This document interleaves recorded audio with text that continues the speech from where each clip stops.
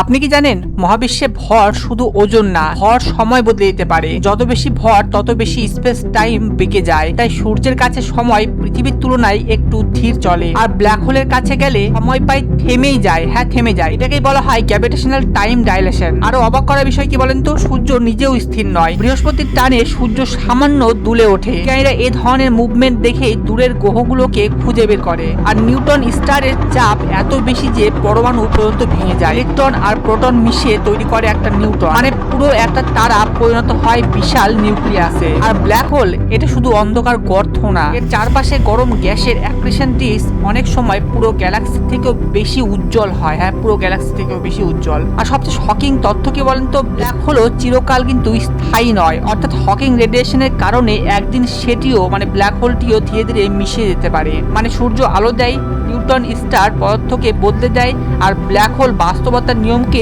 Challenge জানায়। আর এরকম information video দেখার জন্য এখন সবাই অ্যাস্ট্রোনমিক স্পেস চ্যানেলটিকে সাবস্ক্রাইব করুন। সবাই সুস্থ থাকুন, সাবধানে থাকুন। ধন্যবাদ।